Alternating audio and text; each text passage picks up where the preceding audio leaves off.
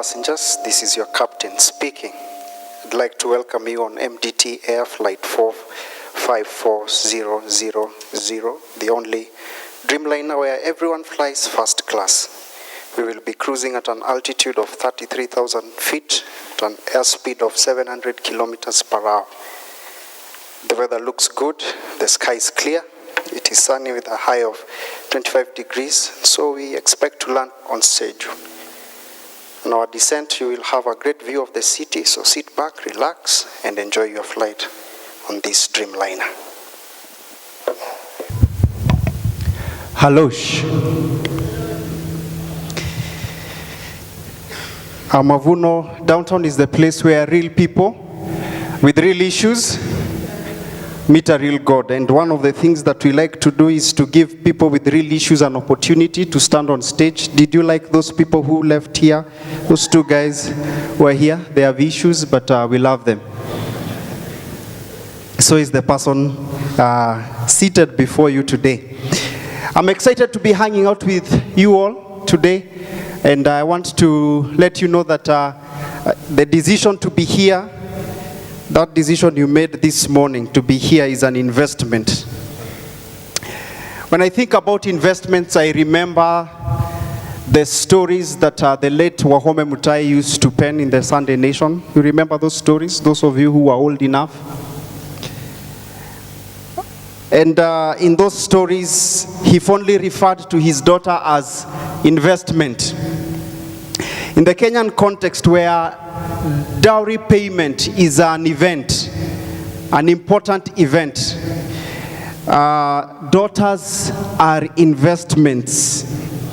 And you don't have to go very far before you meet someone who has gone through torture in the name of dowry negotiations. Have you heard some horror stories?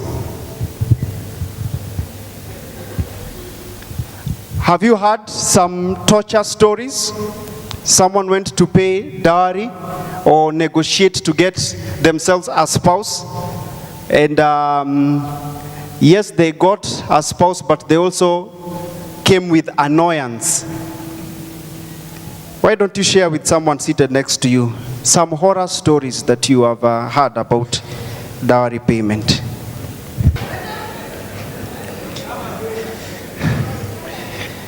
I believe in arranged marriages.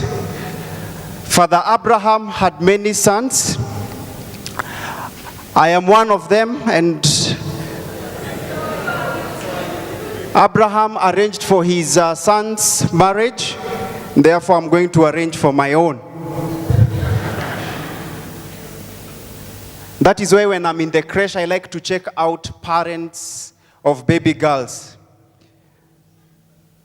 And I take notice when they are consistent in church. I tell myself, oh, those guys are very serious about their walk with God, so check. If I find out that they are part of a marriage enrichment group, I tell myself that these guys, they take their marriages seriously, so check. If I find out that they went for parenting class somewhere, then I know that these guys take their parenting competencies seriously, so check. If I see them spank their daughter, then I tell myself that these are people who believe in discipline, so check, check, check, check.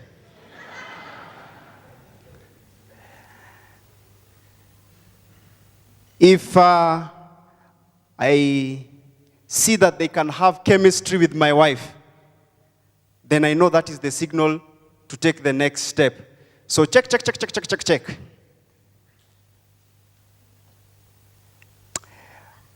In my interactions, I have realized that for those of us who have and those who will have sons, that things are thick. The vibe I get is that no one will come to a negotiating table unless you can demonstrate that you have at least a piece of plot in Turkana, specifically Ngamia Moja block. Then you can have a conversation. And I can tell you that my chances don't look good. Lakini mimi ni mwanaume anayejiamini.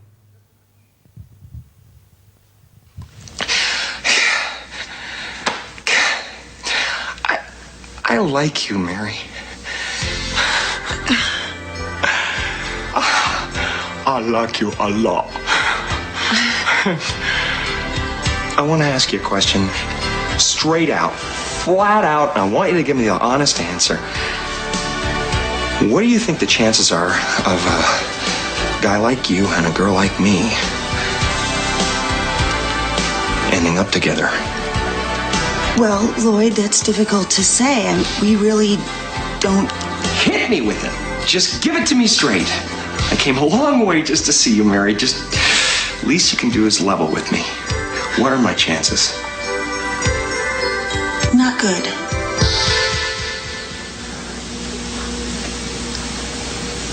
You mean not good like 1 out of 100? I'd say more like 1 out of 1,000,000.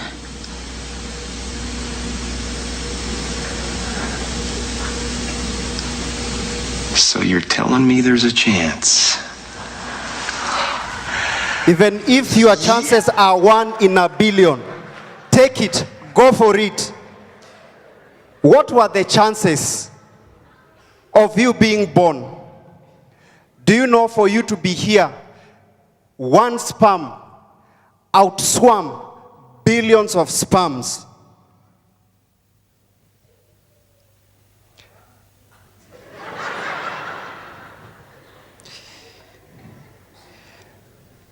So take your chances, no matter how few they are. So, if I am asked for a piece of land in Turkana, guess what? I'll take my chances. What constitutes a good investment? A good investment. This varies, it's a question that varies from person to person. Some friends told me that for many Kenyans, a good investment includes land, owning prime land, buying shares in blue chip companies, marrying someone with blue blood, someone from the right family, getting a good education are some of the good investments that Kenyans have, or things that Kenyans consider are good investments. Recently, we had people invest in the quail business because of the alleged powers, superpowers that quail eggs had. Say that if you have a headache, take a quail egg. If you have diabetes, take a quail egg. If things that are meant to salute refuse to salute, then your answer was found in quail eggs. But there is a new thing on the block, ladies and gentlemen. It is new, it is different, it will take your life to the next level. It is not something that you have had before. It is affordable and it is available locally. If you want to take your life to the next level, ladies and gentlemen, I present to you Aromat. With Aromat, you can move from a Pro Box to a Range Rover Sport. With Aromat, you can move from having a frame to having shape. There is a drop of greatness in every container of Aromat.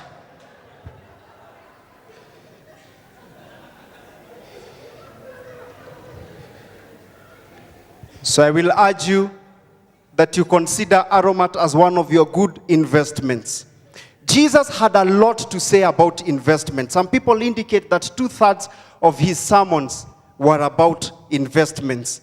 And I want us to consider together what are some investments that Jesus recommended and how to get great returns out of these investments. Read with me from the book of Matthew, chapter 6.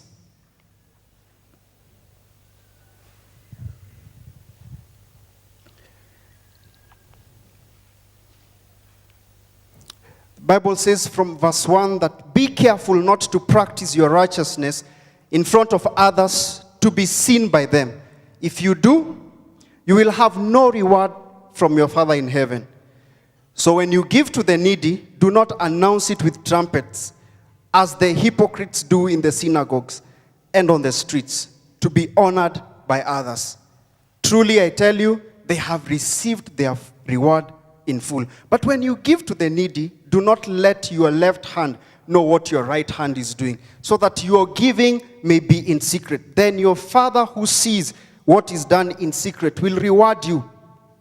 In verse 5, and when you pray, do not be like the hypocrites, for they love to pray standing in the synagogues and on the street corners to be seen by others. Truly, I tell you, they have received their reward in full. But when you pray, go into your room, close the door, pray to your Father who is unseen. Then your Father who sees what is done in secret will reward you. Jump to verse 16. When you fast, do not look somber as the hypocrites do, for they disfigure their faces to show others they are fasting. Truly, I tell you, they have received their reward in full. But when you fast, put oil on your head and wash your face, so that it will not be obvious to others that you are fasting, but only to your Father who is unseen. And your Father who sees what is done in secret will reward you. In God's economy, our acts of righteousness are good investments. Righteous performances like praying and fasting and giving to the needy have good rewards, depending on your motive while you are performing them. And Jesus wants that if you perform your righteous acts to be seen by men, to receive the applause of men, then the returns will be very low. But these acts can attract better returns if they are done with the right motive. He says that you can pray, fast, and give to the needy for men's praise and get low returns, or you can do it in secret and get higher returns from God. And then the conversation moves on, and he talks about where to store your investments. Verse 19 says, do not store up for yourselves treasures on earth, where moths and vermin destroy, and where thieves break in and steal, but store up for yourselves treasures in heaven, where moths and vermin do not destroy, and where thieves do not break and steal. For where your treasure is, there your heart will be also. And Jesus here is suggesting that you store up your where you store up your investment is critical, because your heart tends to follow your treasure. And he mentions two places where you can store up your investment. Some people invest on earth, where the investment is liable to decay and to loss. If you invest on earth, the investment will either be destroyed by corruption from within, or by violence from without. And so if your heart follows your treasure, then it means that if your treasure is in a place where it is corrupted, then your heart will also be at risk of being corrupted. And one way of storing up your investments where there is corruption, where there is loss and decay, is by engaging in your righteous acts, in your righteous performances for the applause of men. In fact, Jesus says that those people who practice their acts of righteousness to covet the applause of men, that they are hypocrites. They pray, they fast, they help those in need, but they are coveting the praise of men. And he recommends that we perform our righteous practices for the glory of God. Do it in secret, where our God who is unseen will see and will reward you. Greater will be the return. And this is how we store up our investment in heaven, where they are not at risk of loss and decay. And so Jesus continues to talk in a different place about investments. And he highlights an investment that has great returns. The kind of investments that attract returns in this life and in the next life. Matthew chapter 25.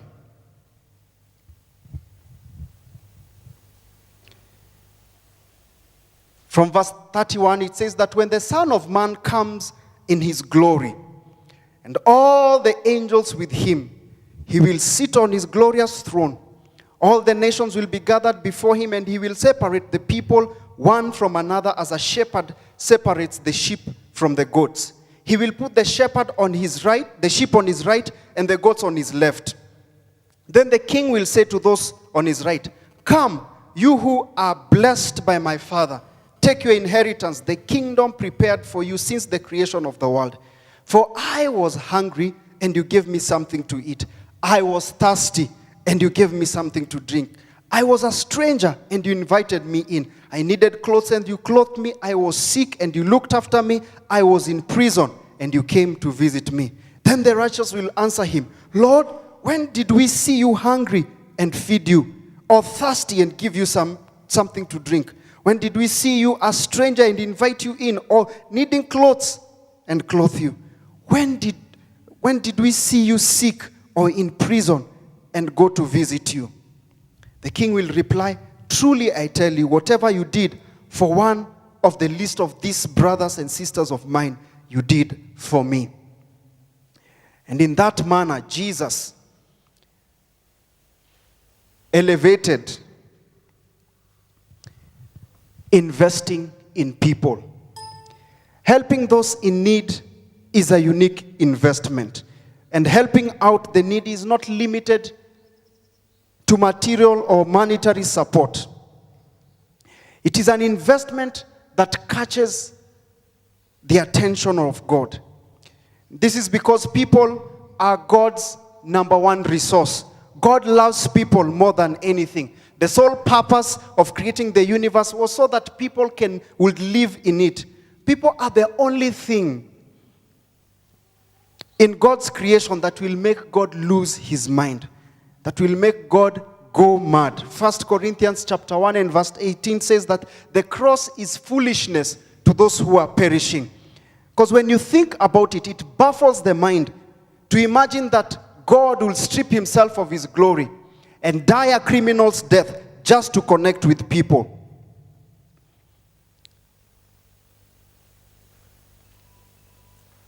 To do such a thing sounds foolish.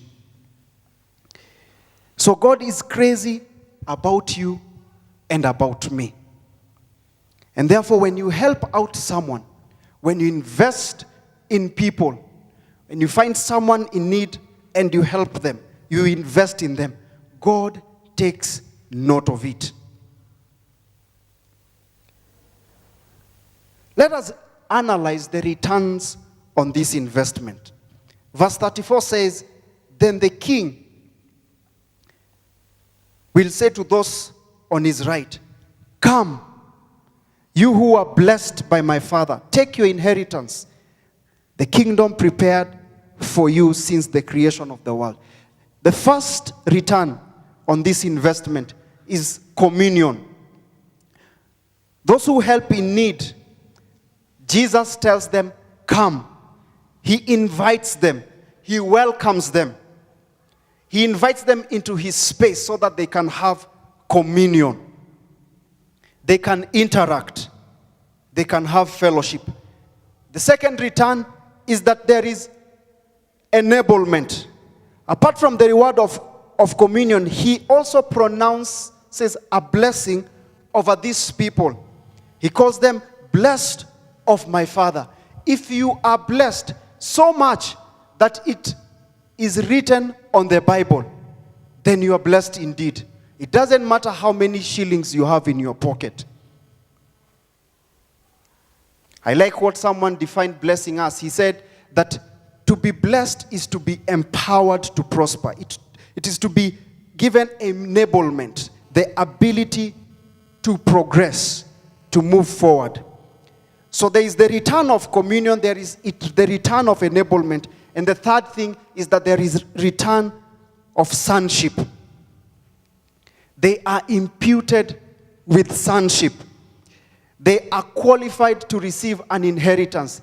Talks about an inheritance that of the kingdom that was prepared for them even before the creation of the earth. They are qualified to receive an inheritance, prepared from the beginning of time. Inheritance is given to sons.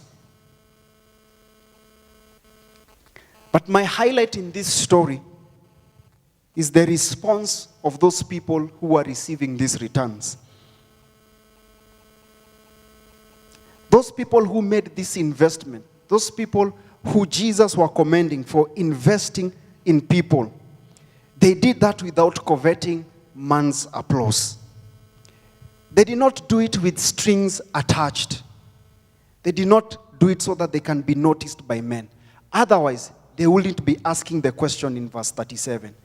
Then the righteous will answer him, Lord, when did we see you hungry and feed you, or thirsty and give you something to drink? When did we see you a stranger and invite you in, or needing clothes and clothe you? When did we see you sick or in prison and go to visit?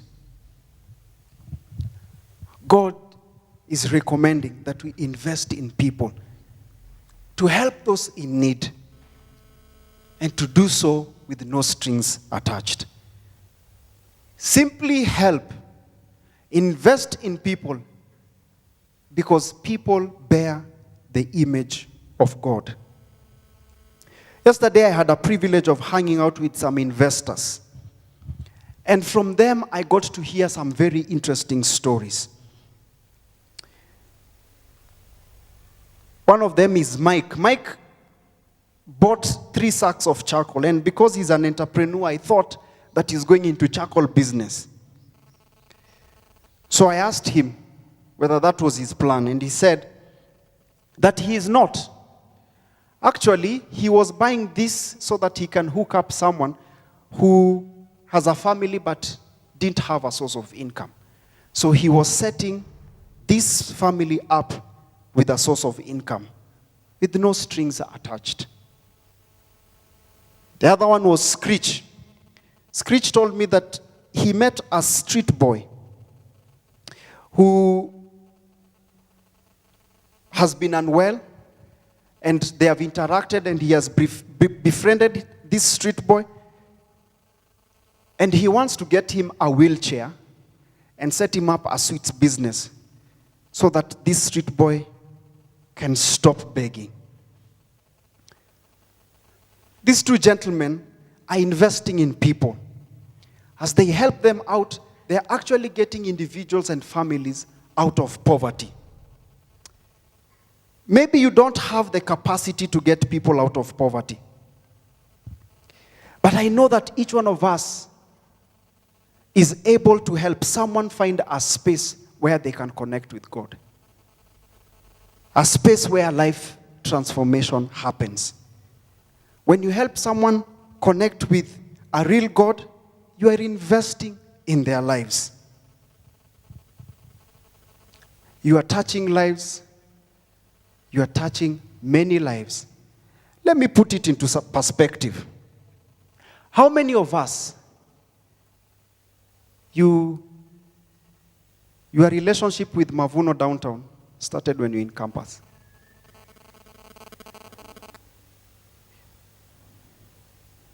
Quite a number of us.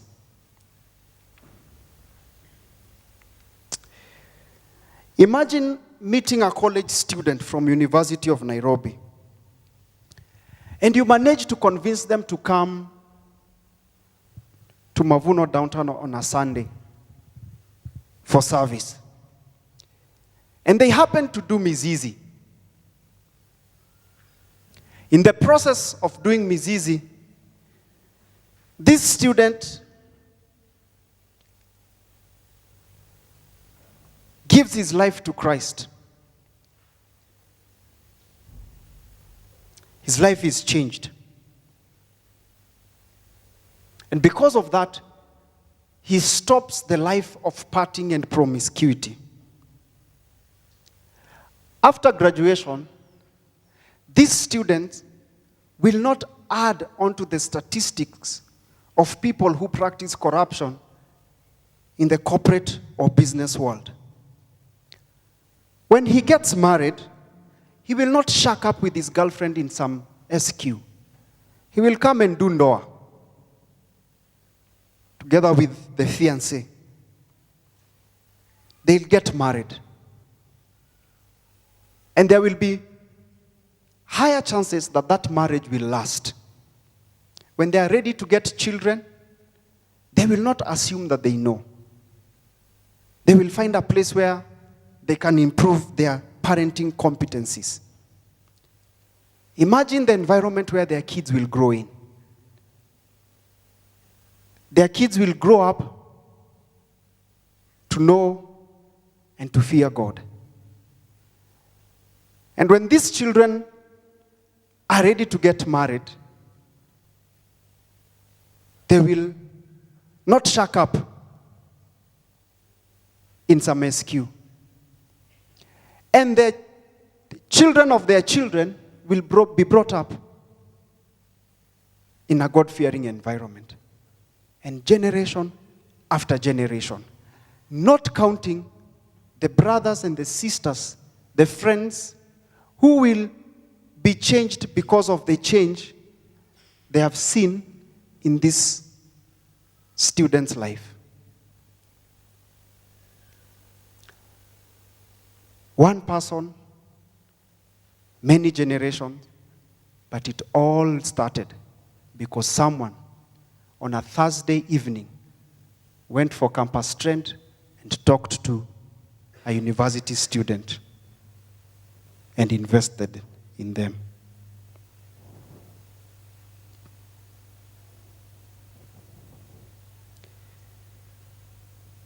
The other person who I was hanging out with yesterday invested in the life of Mike. Mike, the person who is buying charcoal. Now, DC invested in Mike's life. He invited him into their life group. Mike attended that life group and then attended Mavuno downtown. The idea was for him to come and see and then go back to whatever he was doing, but somehow he has never stopped coming. Along the way, Mike's dad passed away, and this life group supported him. And it is during that period that Mike gave his life to Christ. Today, my wife and I have attended or are part of a life group that Mike has led. There was a time in our lives when we were in debt and had no investments. That is not the case anymore. Because we are the beneficiaries of Mike's skills and experience in financial matters.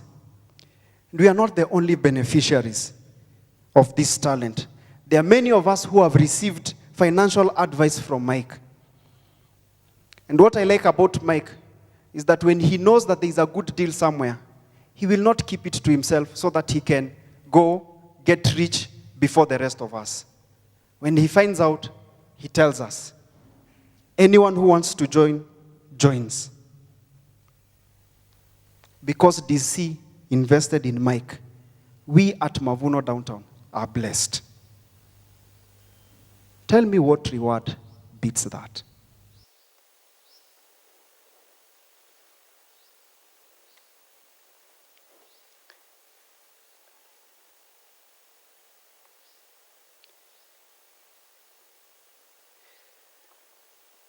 Ladies and gentlemen, this is your captain speaking. We've already started our descent procedure into Fungamano Airport. We expect to land at the time scheduled. The weather in the city is sunny.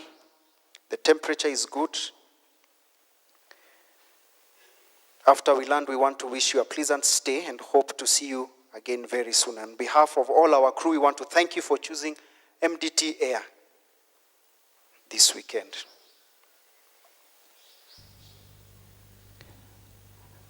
Last week I forgot to land the plane, so I didn't want to forget today. As I conclude, I want to conclude by asking you to think about that neighbor or that friend. I want you to think about the colleague, that relative, that classmate, who has never connected with God. And I want to leave you with a challenge today to invest in them for the simple reason that those people bear the image of God.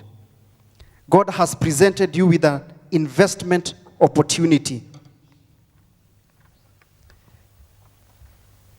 that has high returns.